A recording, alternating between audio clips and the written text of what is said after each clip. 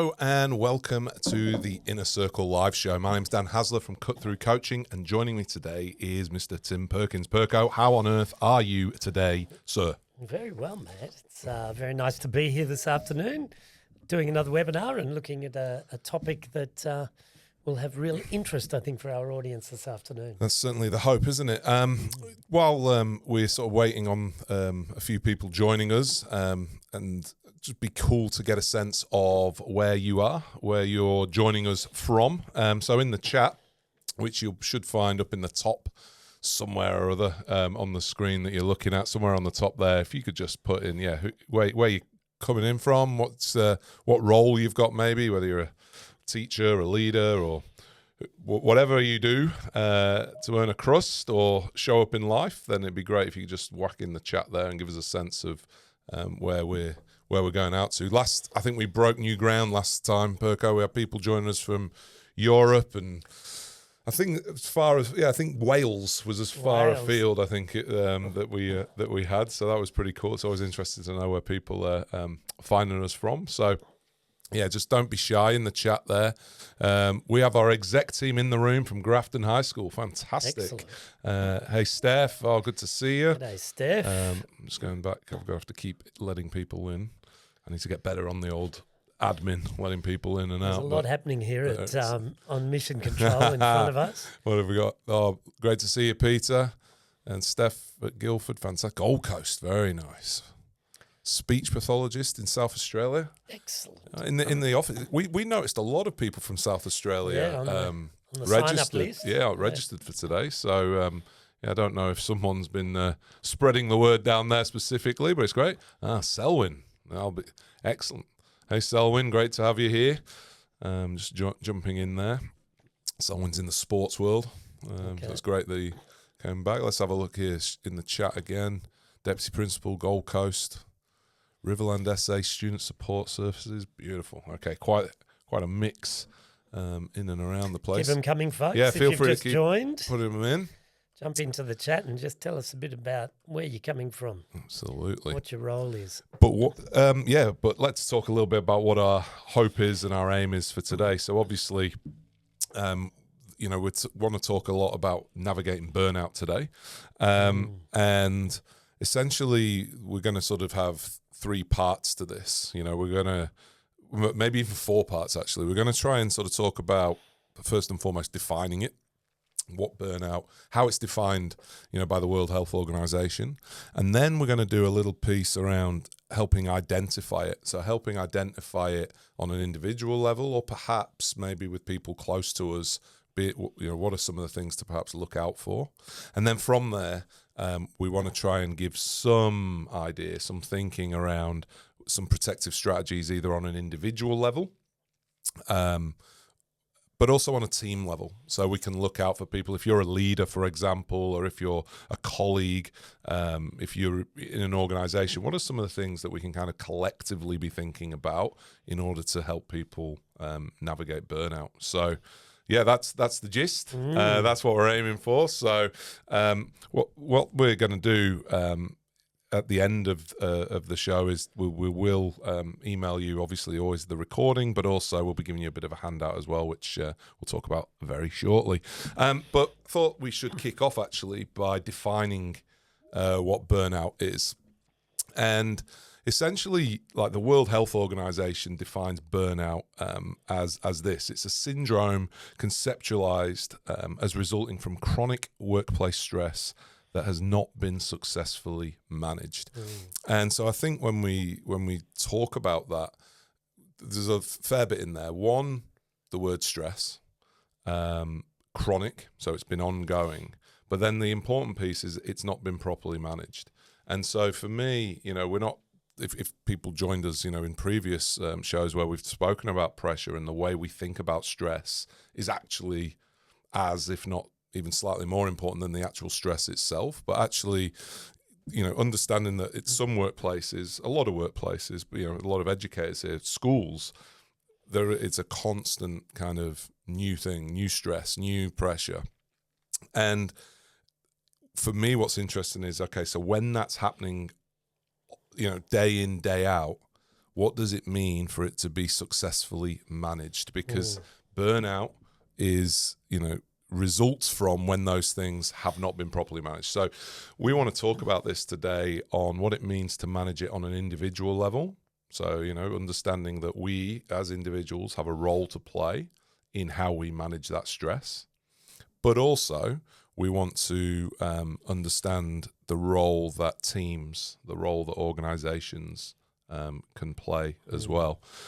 But before we get into how we manage it, Perko, what we've noticed in our conversations around the place and podcasts that we've done, if you listen to our Habits of Leadership podcast, I reckon in the past 10 episodes, at least 2, maybe even more, have kind of either explicitly been about burnout or we've kind of touched on the concepts of burnout. But Perko, burnout isn't just being tired, is it? It's not just I'm so tired, I'm so burnt out. Talk to me a little bit about how we should be thinking about burnout, and what are the signs or the markers to be looking for? It's a really interesting term, burnout, and we've compared it to other terms, which might get a mention shortly. But when we use the word burnout, there's a temptation. You talked about, tiredness, exhaustion, fatigue. There's a temptation to conflate it with just being one of those things. And we all go through those things at different times, but we don't all go through burnout. And burnout is a very specific definition. You've given us a great definition there from the World Health Organization. And particularly you were talking about that idea of it being successfully managed. And as you said there, Dan, in the intro, successfully managed by whom? Successfully managed by self and successfully managed by organization, leadership, team, whatever you're a part of. And that's where we will be going with this. But when we are looking at trying to recognize burnout, I'm going to start with in ourselves. But by the same token, you can take this as recognizing burnout in others. I'm going to talk about 3 elements in a moment, but just prior to those 3 elements, like a lot of things in our personal and professional life, self-awareness is such an important element of being able to perform at our peak, and having an understanding of what our baseline looks like. What do we like? How do we respond to situations? How do we manage ourselves? What do our energy levels feel like? What do we notice about ourselves when we're at our peak? What do we notice about ourselves when things are humming along quite nicely? And using that as a baseline and as a reference point to start to recognize when that's not there, to start to say, oh, okay, this isn't normal for me. This is feeling a little bit different to how I normally feel, even when I'm going through the regular undulations of life. This is starting to sit outside of that. These feelings that I'm carrying are sitting a little bit outside of that. And that's what we're really talking about here when we're talking about the recognition. So the first of these 3 that we're going to explore here under recognizing this is this concept of emotional exhaustion. Just feeling completely taxed with this real extreme level of fatigue, which can then, you're seeing it on your screen now, this sense of irritability. Noticing that, with the irritability, noticing that things that previously didn't get under your skin so much are now really getting under your skin. And sometimes we notice this when we're particularly tired or if we've had a particularly late night, and we notice that increase in irritability. And so it's one of the telltale signs there. The other one is this concept of dread towards work, this idea that I really don't feel like going in. I'm developing, and dread's such a strong word. But it's more it's than a feeling in your stomach, right? Yeah. So there's a difference between someone at the Sunday barbecue going, oh, I've got work tomorrow, versus actually waking up and your first thought is, oh my goodness, I can feel it again in my stomach. And part of that dread in relation to this is this belief that I can't actually handle what's going to be in front of me. Dread for me really brings in the idea of fear. Of not being able to manage myself adequately in that situation. And people who have been diagnosed with burnout really have this as an element of what's going on for them. Feeling emotionally drained and unable to cope with that. So one of the things that, a few of the people that I've spoken to who are really suffering from quite extreme burnout is this concept of being very teary. That idea of feeling very emotionally on edge, and that sense of not really being able to handle what it is that we're experiencing through this sense of emotional exhaustion. Yeah. I was just thinking about that idea of irritability, and the dread, understanding that what we're talking about here is that this in and of itself isn't necessarily a sign you have burnout, right? So these things, so for example, having irritability, you mentioned like some things just they don't, I used to be able to manage this, or normally I manage this, but I can't. So I mean, we've got a fair few educators, in the audience today, and they'll all be able to relate to the idea of the thing that doesn't really bother me in week 2 absolutely gives me the shits in week 10, or the dreaded week 11, that some education departments think is a great idea. But also, recognizing that, with the framework that we're using here is it's basically seen as the gold standard. It's Christina Maslach's work, and what she's saying, not us, what she's saying is it's normal. It is normal to experience any one of these things at any given time. Yeah. What we need to be mindful of is if we're feeling this, or as you put before, like on a continuum of this, right? So we don't have to be extreme on all of these, but if we're experiencing this, and then we can fold in these next 2 areas as well. These are the things we need to be looking for. So hypothetically, we're tired, we're irritable, I've got that feeling of dread. That might just be normal, right? Yeah. But is it now coupled or compounded, amplified by these next 2 areas? Yeah. So the next 2, the first one is this concept of depersonalization. And depersonalization is that concept of standing outside of ourselves and outside of the environment and looking into it with a sense of cynicism, with a sense of detachment, which, it's up on your screen now. This negativity towards our job and our colleagues, an increased sense of sarcasm or a critical attitude at work. So let's just unpack a few of those elements there.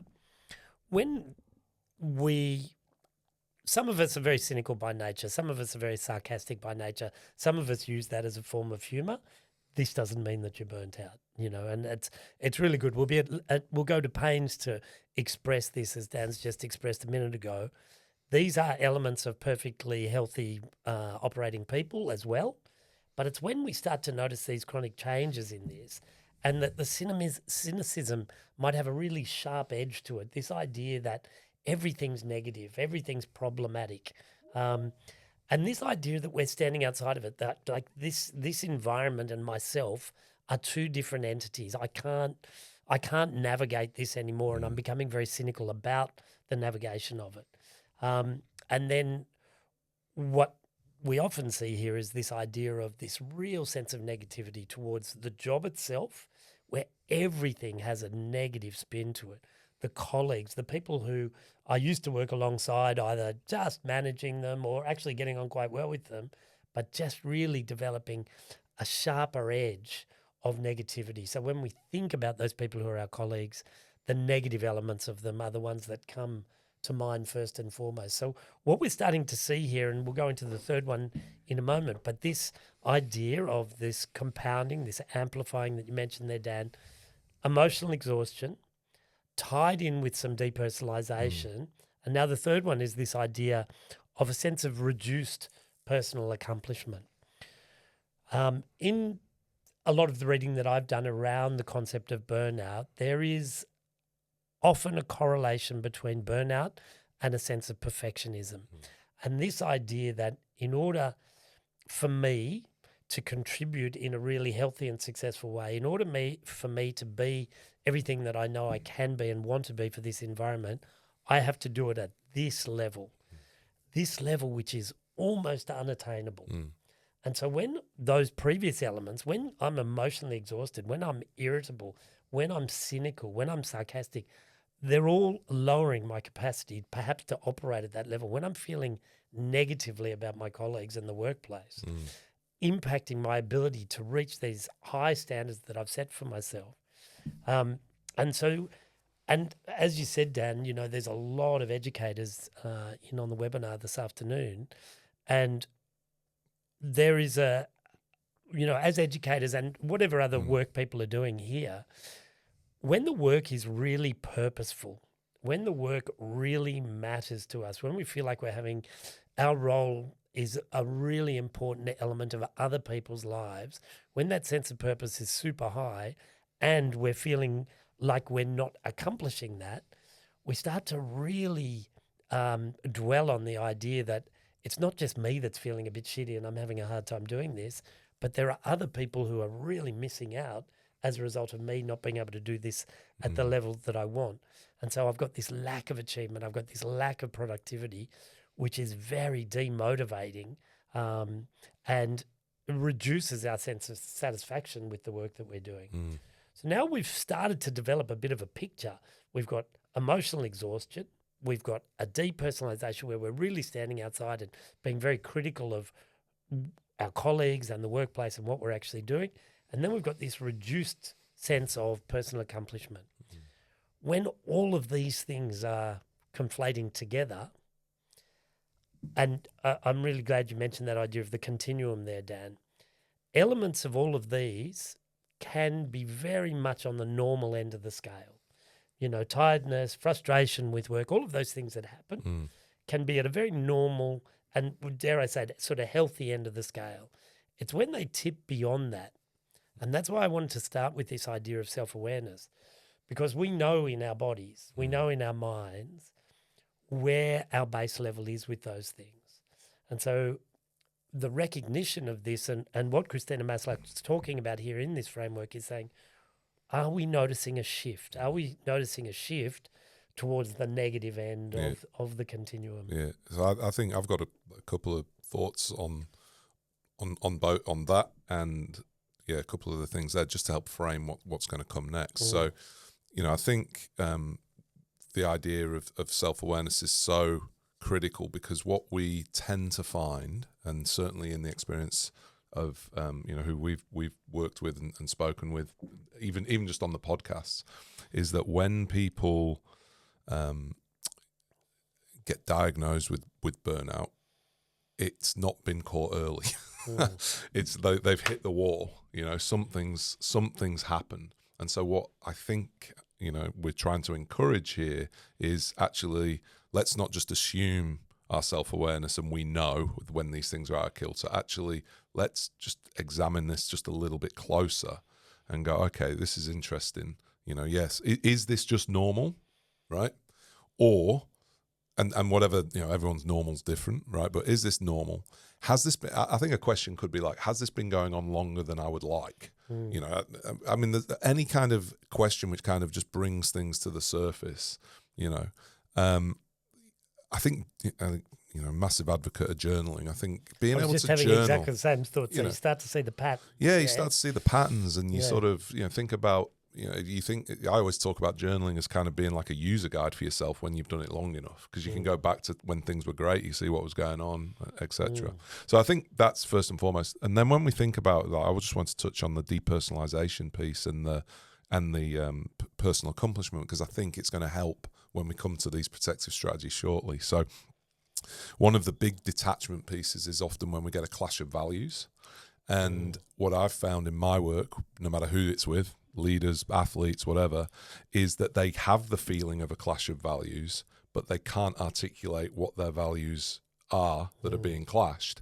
And so this is, you get stuck in this vortex of knowing things are well out of kilter, feeling like you don't belong, feeling like this is just not where I'm supposed to be, or these aren't my people, whatever, you know, insert the blank. But because I can't actually tell you what my values are, over and above the obvious, you know, family and honesty, integrity, right, which everyone sort of goes with, like, what are your proper values? Once you are able to articulate them, that in itself becomes a protective strategy. That in itself becomes a way of, I can understand who I am now outside of this place, and I can go looking for opportunities to lean into them.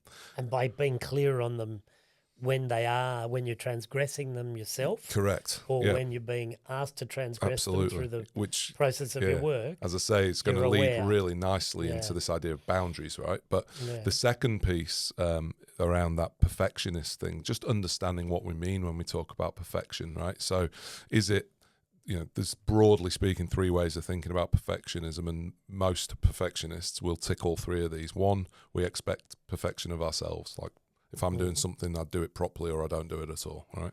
Or I think other people expect that of me. People expect me to be perfect, right? And anything less than that's unacceptable to them. And then the third way is I expect perfection of others. And as I say, like, there's probably, I would imagine, with 7 billion people on the planet, there's variations on that. But again, if we think, one of the protective strategies was, let's start reframing how we think about things. If we can identify that we have that as that's our start point, perfect or nothing, all or nothing. I'm not saying you're gonna burn out, but you're upping your chances of it. Would be my guess. Would be my wager. So what we're going to do is we're going to jump into some protective strategies. We want to sort of talk about it in terms of what an individual might do and what a team might do, and what we're going to give is a handout at the end, and we might just put that up on the screen there so you can see that you're going to get this sent to you. So don't feel you need to take notes and try and listen and watch the screen at the same time, because as it turns out, multitasking is one of the quickest ways you can burn out. So, and you can't do, no one can multitask, and if you think you can, you're the worst at it. So moving on to some protective strategies. So we're going to kick off with the individual, which, I don't know, mate. Sometimes that might feel like we're blaming the person who's burning out, but I don't want it to come this way at all. I think it's essential that we start at the individual, because the organisation, if the alternative is the organisation or your team, they're busy worrying about themselves most of the time. And where we can have the biggest impact is to create protective factors for ourselves, because we're the ones who know ourselves best. And we also know, we're going to share a handful of protective factors that we can work on individually here. Getting those in place is going to go a long way to ensuring, that's what they call protective factors for, that you're reasonably safe from the idea of ending up in this. And let's be really clear on this. Burnout, full-blown burnout, is not somewhere you want to be. No. It's not somewhere you'd want anyone you care about to be, because it's a state of breakdown of some sort. So let's look at how do people look after themselves? What are some of the things? Okay. I guess 2 quite practical. So these are the practical ways to go about it first, I think. We'll go think about this sort of practically, and then perhaps a little bit more psychologically and socially, but certainly from our point of view, also, what can I control? And it's a line that we use excessively in sport, but can we control the controllables? And I would suggest that understanding that first and foremost, you need to have boundaries. So that could be boundaries, and we sort of touched on it before, like having a value-based boundary. What's in and outside of living in accordance with who you are. But then more practical things like, and I know a lot of organizations are now obviously using the right to disconnect legislation, where, there's a certain period of time where after I'll just make it up, after 6 o'clock, there's no more work emails. Now, what I found to be interesting there is that doesn't necessarily lower people's stress levels, which is interesting. But the point is, we need to have some form of boundaries where we get to say, you know what, I'm done here, and I've got an opportunity now to decompress. I've got a chance to connect with people I love, I care for, I get to engage in. I know you were talking earlier in a workshop we were running today about hobbies. You've got boundaries where you get to detach in a healthy way from the work day and engage in the world day, like the stuff outside of that work. So easier said than done, for just in general, I would suggest. The advance of technology, do we ever really switch off? Even when we just think we're just, the amount of young athletes tell me that, I just sit and chill on my phone, and it's like, you're not, right? But having boundaries in place around technology use, around meal times, around family time, you name it, being able to put them in place. And I think coupled with that is this idea of being super clear on what happens when, particularly in a work sense. Everyone's got a to-do list. Everyone's got a to-do list which never seems to get done. And one of the reasons for that is that we think we've got to get through the to-do list rather than actually, managing our choices, managing our priorities. We all talk about time management, but really it's actually about choice management. It's about priority management, because I can be super busy. I can get through a to-do list, but if that to-do list is just full of shit things, which, I don't feel a sense of accomplishment. If we go back to previous, that thing, I need to have something that's something that's hitting my why. Yeah. I need to have something that's in line with my values. I need to have something that I've blocked time for or made choices around, I've prioritized, which actually, of course, in an organizational sense, is for the betterment of there. But if it's a good organization, if it's a good team, I'm getting something from it as well. And again, I think sometimes, how many times do we meet people where they're just back to back to back to back to back in meetings? And it's like, we get pulled and pushed by other people's agendas. And again, I like to talk in continuums. I appreciate there are some people who can set the agenda far more than others, right? I get that. But one of the things that I'm massive on is understanding, I bet you've got more autonomy and more volition in that than you think you do. And it's about just being able to sort of leverage that wherever you can. I think there's a very strong link back to this idea of the perfectionist mindset here as well, because if no matter how much you do, it's never enough and it's never done at the level that you're prepared to be satisfied with, that it would represent you personally and publicly in the way that you want to be represented, boundaries are a big challenge for you. Boundaries, I don't think we are going to move on from this, but we could spend the rest of the afternoon talking about boundaries. Spend the rest of the week talking about it. Yeah, because boundaries, when you look at people who have suffered chronically from burnout, one of the things you can definitely map against in their trajectory that's taken them towards burnout is almost a complete misread of what boundaries actually mean for them, because they'd say, look, I've done some reading on boundaries, I've listened to stuff, I understand how important they are, and so I've set these boundaries for myself. But the boundaries themselves are grueling and unmeetable and not serving the purpose of creating those. As you're starting to talk about there, the way that we manage our time, the volition that we have in the way that we manage our time, there's this belief. So let's talk about teachers, for example.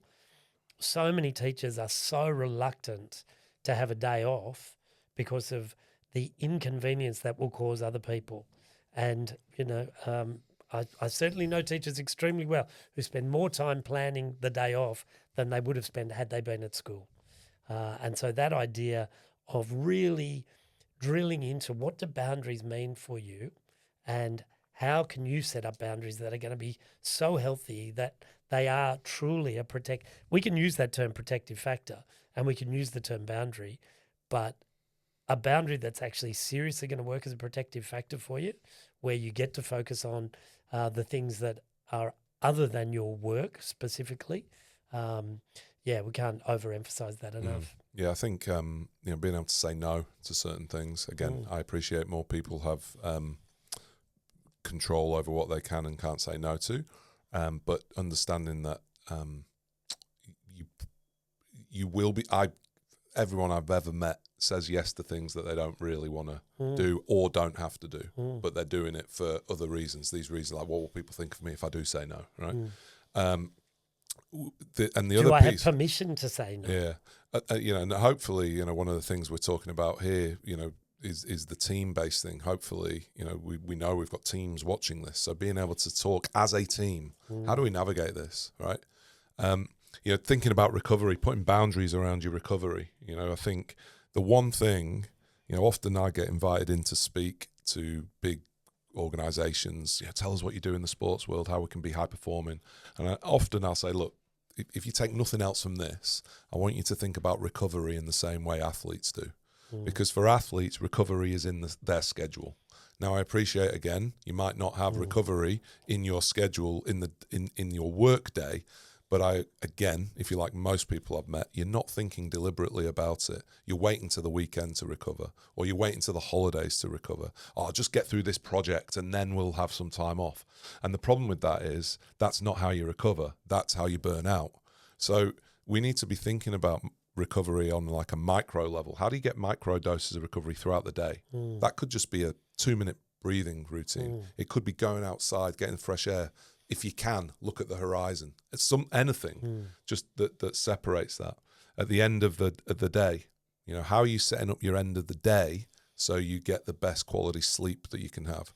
Because binge watching Netflix with a bottle of wine might feel like recovery, but it's actually stitching you up from getting a better night's skip. So it's this idea of being really purposeful, being as deliberate and as intentional about our downtime, our recovery time, as we are our uptime. Can you, I know you've done lots of work around the idea of switching off as opposed to recharging. Run us through that briefly. Yeah. And I'm going to give you a little bit of inside information here. We had a busy morning this morning. We're doing this now this afternoon. In between the two, during a bit of a lunch break, Dan was sitting there playing a bit of chess, electronic chess, playing against, Deep Blue or whoever you were playing against today. Some 11-year-old kid who's better than me at chess, probably. If they're in Uzbekistan, that's probably unsurprising. But tell us, so just using that perhaps, this is without notice, using that perhaps as an example, let's talk briefly about the difference between switching off and recovering. Yeah, so for me, switching off. Recharging. Yeah, so when we think about recovery, we need two parts. We need the switch off, we need the recharge. A bit like your phone, right? So if your phone battery's dead, right, you always recharge it. You wouldn't just switch it off. If you just switch it off, the phone battery doesn't recharge, right? So when we're knackered, we can't just switch off, which is the Netflix and the bottle of wine, because when you wake up the next day, your battery, you might have recovered a little bit, but let's be honest, you're not going to be optimal. So the recharge is this idea of doing something which is different to what you're being expected to do, but is cognitively stimulating. It sort of brings, or physically stimulating, going to the gym or going for a walk with a loved one or whatever it might be, right? And what we want to try and, again, use this idea of being mindful and deliberate about what are the best ways for you to switch off, because it'll be different for everyone, and what are the best ways for you to recharge, and how do you get that balance right on a daily basis? Like recovery is a daily a daily accounting piece which needs to be reconciled every day, right? We can't just leave it to the weekend. We can't leave it to holidays. We can't leave it till the project's finished. Well, we've seen what happens, particularly with all these educators in with us today. The very common theme with educators is they hold on and hold on and hold on till the end of week 10. They finally get a holiday break and they crash and they get sick. Yeah, which probably leads us to, I'll sort of I want to talk about the teams before we sort of run out of time, but just one last piece, I guess, on the on the burnout is being able to reframe how we think about things. We have to. It's self-awareness, but it's also it's mindfulness, it's mindset. Like if I genuinely feel that my value to you or my value to this organization is predicated on how much work I do, then that's an issue. If I think my worth as a person can only be represented by what I accomplish or what I accumulate, again, I'm not saying you will burn out, but if I was a betting guy, I'd be backing you. I'd be putting my money on you. So it's kind of this ability, and again, that's why I wanted to bring up the idea of perfectionism. Just being able to think about it a little bit differently. What does success really look like? Really look like? Is it successful? To get this. Is everything else failure? Yeah. Other than perfectionism. Yeah, but or what I'm saying, like, success in this project is this, but if I zoom out, that's fallen down. My health's fallen down. That relationship's a little bit sketchy now. I think just being able to spend some time thinking about that. Yeah. But Perko, I'm going to throw to you, mate. We've been doing a lot of leadership workshops this week online in our academies. We've spent some time talking about how leaders, and by leaders, we're not just saying those with the title. I think it's really important that everyone is a leader in one way or another. Yeah. Talk to me a little bit about how we've been thinking about this kind of stuff. Yeah, well, when we're talking about leaders and when we're talking about modelling healthy behaviours for others, what we really need to see here is leaders who are creating an environment, and a leader, don't get too excited by the term. You don't have to be the school principal. You don't have to be the coach of the team. Who's behaving in a leader-like way, but really visibly prioritising the lifestyle that we know is going to be conducive to living really well. What are the boundaries that we put in place around, back to the boundaries that we were talking about before, so that what are we modelling for our people?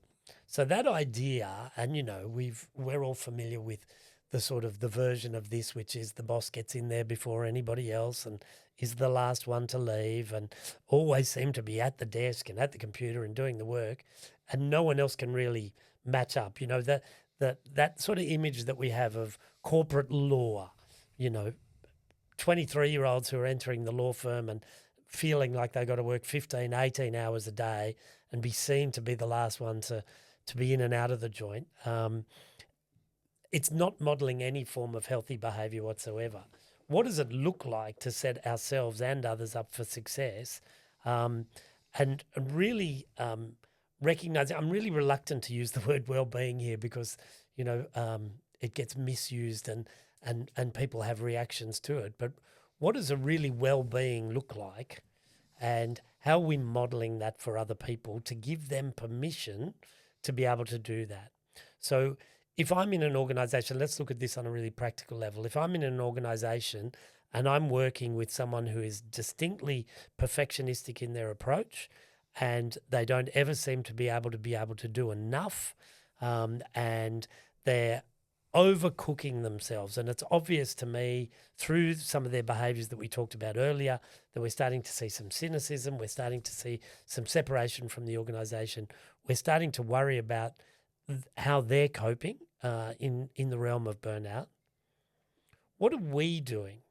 Not just what we're saying to them, but what are we actually doing to model what good enough looks like, what okay looks like, what a healthy, how a healthy person is behaving in this environment?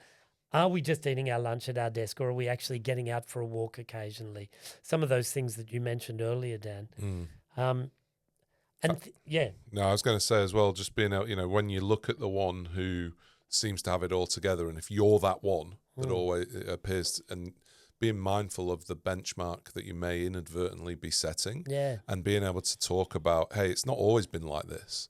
In the workshop this week, I was sharing how with one of the teams I work with, the best player, who's regarded not just the best player in the team, but one of the best players in the world at what he does, but he's just known as by the guy who can handle pressure and is clutch.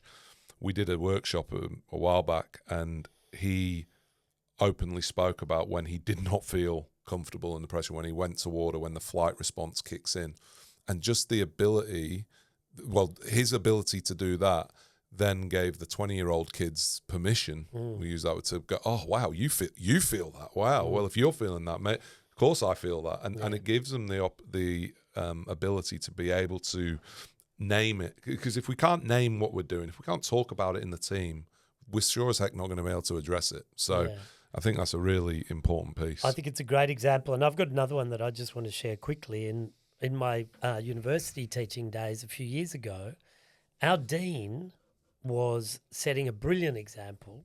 She used to leave her desk, despite how busy her job was, managing 100 staff, 1,500 students, and she'd go and have a swim every day at around lunchtime, whenever it suited her to best get out of the office for 45 minutes. And that gave the permission exactly that you're talking about.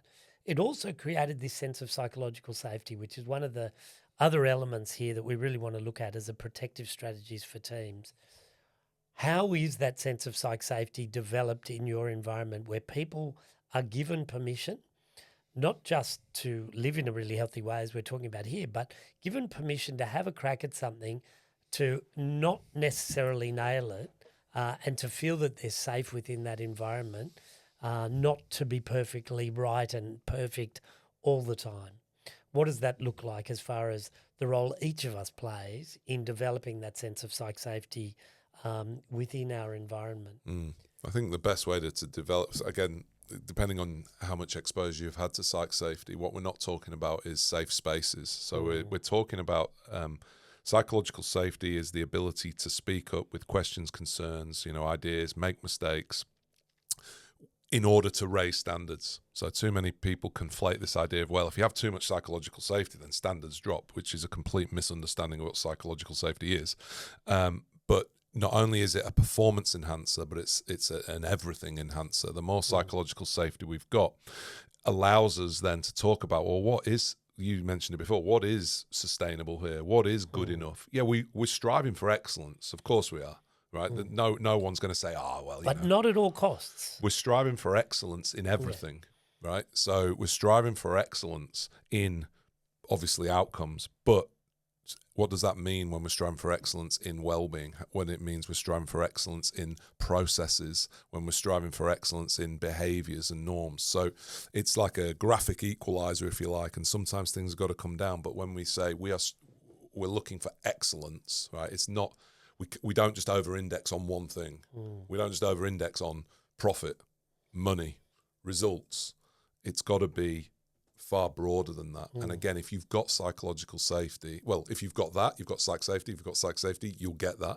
Somewhat symbiotic. And this is where we can't overstate the importance of being able to check in regularly with people, right? And a lot, we're very deliberate in the way we work with teams when we go in, and we do a lot of the, dare I say, the soft skills stuff, which shits me, because it's the soft skills stuff is the hardest stuff to do. Where everyone can do the processes, everyone can fill out the forms, everyone can do the thing.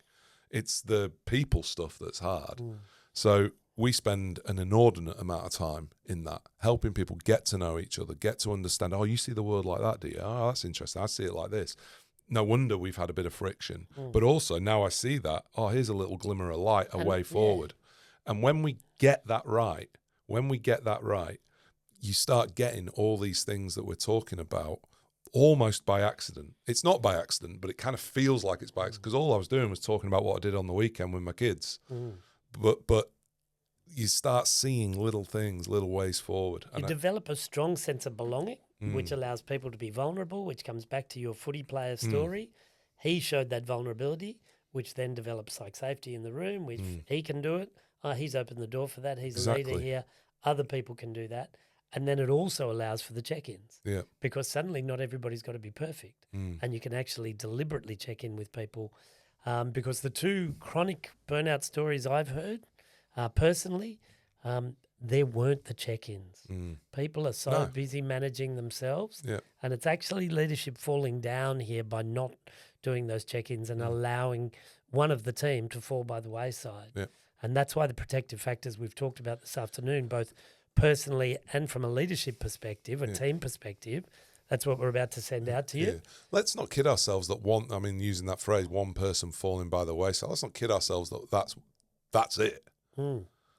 There'll be a ripple effect there, and then there'll be a lag effect of that there. There'll be people will carry that. So it's for me that we keep coming back to this idea of ownership. There's an individual. Absolutely, this isn't a you or me thing. This is a us together thing. And the fact that we know we've got some teams who have joined us, the only invitation that we can sort of put out is for people. Okay, what do you think about that? How might we manage that? What do we do well? What do we do well here? And what are the opportunities for us to do a little bit better here in this space? So to help facilitate that, as Tim said, we'll send the handout to you. We'll send a recording of this this show for you. But I'll also we've both mentioned sort of informally there are a couple of podcasts that we've done. We'll add them in as well, because it just adds a bit more flavour, I think, a bit more context or colour. Well, I don't know what analogy I'm looking for here, but just add a little bit more grist for the mill to help inform not only conversations but hopefully some actions. So look after yourselves is one element of this, and each other. Dare I say, Perko, and each other. It's we're in it's a hectic time in the world. I don't know when it hasn't been a hectic time in the world, but there's a lot cooking at the moment, and recognizing where you might be slipping. Think about those protective factors for yourself.